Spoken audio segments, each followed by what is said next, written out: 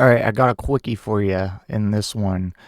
This was a lot longer of a video, and I'm a little pissy because I fucked up my screen capture and I didn't realize until the video was recorded. So I'm a bit pissy about that because I read a much longer article from the AP that gave a lot more information. But now I'm pissed off, so I'm just going to read this short one from the NPR. So one of the Trump administration's recent policies is houses of worship, schools, hospitals, things like that are no longer off limits to ICE raids. In the past, you would have needed like kind of a special authorization or an approval. You don't need that anymore. You can just go in. And that made a lot of religious groups upset. And I think that's very important because these are like a lot of Christian and Jewish churches, and that is a huge chunk of Trump's base that he is essentially giving a middle finger to. And I don't think that's going to go over well. So this is from NPR, much shorter. Just we can look at it. This was the original article. I recommend looking this up and giving it a read.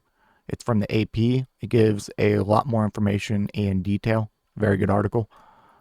But anyways, so more than 24 religious groups are suing the federal government in response to the Trump administration's policy giving immigration agents more leeway to make arrests at sensitive locations, including houses of worship. In a lawsuit, the religious groups, including the Mennonite Church, the Episcopal Church, the Union for Reform Judaism, and the Unitarian Universalist Association, said the change to the sensitive locations policy infringes on their religious freedom. They say their congregations have seen decreased attendance due to fear, and several say they face an imminent risk of immigration enforcement actions. Yeah, people are scared to go to church now who are here illegally. And that sucks. They're in the other article from the AP, it mentioned that they're having to hold more and more services like virtually so that these people can still attend. So in a press release, presiding bishop of the Episcopal Church, Sean Rowe, said, "In God's kingdom, immigrants and refugees are not at the edges, fearful and alone. We believe their struggles reveal the heart of God, and we cannot worship freely if some among us live in fear." Yeah, I've always said that if Jesus were alive today, he'd be a Democrat. He'd be a progressive. He'd be a democratic socialist. You think Jesus would fucking look at the modern day Republican Party and how they treat people? You think he'd be cool with that? You think he would support mass deportation? And let's be clear, the people he's deporting aren't just violent criminals. And this was confirmed by the White House press secretary. They basically said being here illegally is a crime. So that means all 11 million undocumented immigrants we have are on the table. And let's also be clear, this isn't just limited to illegal undocumented immigrants. They're actively revoking refugee status, revoking visas from people who did come here through a legal process, and they are sending them back to their home countries as well. So keep that in mind. And they're also pausing future refugee admissions. A lot of visa programs have been suspended. A lot of embassies and such that we had set up overseas to kind of streamline coming here legally. It was a direct attempt to combat illegal immigration by opening up more avenues to come here legally and streamline that process, all shut down. So that's crazy. And meanwhile, you have fucking Trump trying to force countries in the Middle East to take millions of Palestinians that he wants to forcibly kick out of their homes. It's crazy. And he just said the other day as well that, so context, we are deporting Mexicans, Hondurans, Venezuelans, Haitians, Colombians, brown people, people who don't have white skin, essentially. And this motherfucker comes out and says, we will take white South African refugees from South Africa, because there's a whole thing going on there. I'm not going to get into it in this video. But their racism is just so fucking transparent and blatant now, and conservatives still lose their mind when we call them racist. It's crazy. You're completely sticking a middle finger to your religious base to make sure you're deporting all these criminals, and meanwhile saying, white South Africans, get over here. It's mind-boggling. It is mind-boggling. Reverend Laura Everett, Executive Director of the Massachusetts Council of Churches, added, churches are and have always been places of prayer, solace, and safety since the time of Jesus Christ. This has not changed with any new emperor, king, or president.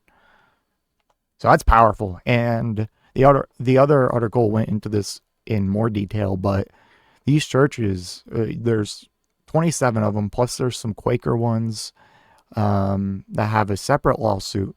And these churches have millions and millions and millions of followers.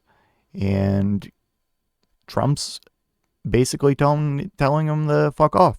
And the responses to their lawsuit from the DOJ and Homeland Security is, yeah, we're actually keeping your churches safe, because it's actually good that we raid your churches because we're keeping you safe so criminal gangs can't hide out in them.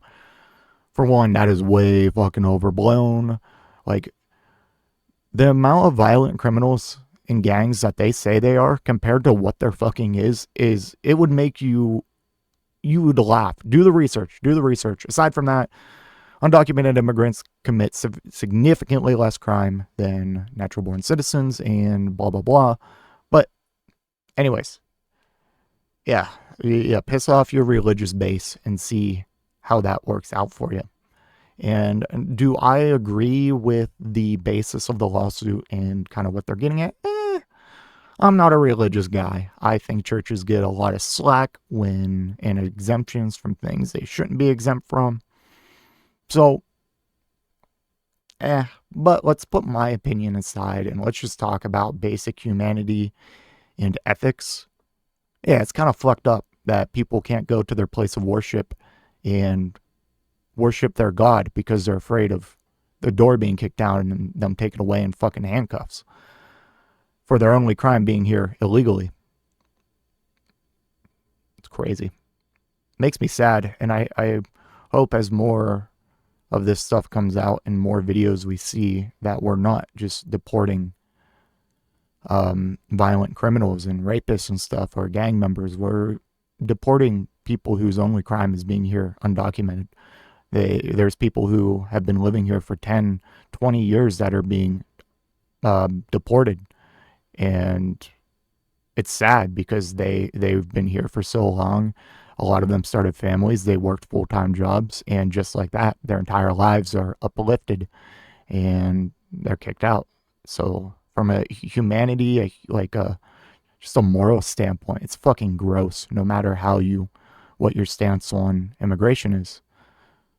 But yeah, let me know what you think in the comment section down below, and I will see you in the next one. If you made it to this point in the video, I just want to give a special thank you. If you enjoyed it, please hit that like button down below, and if you really enjoyed it, maybe consider hitting that subscribe button while you're down there.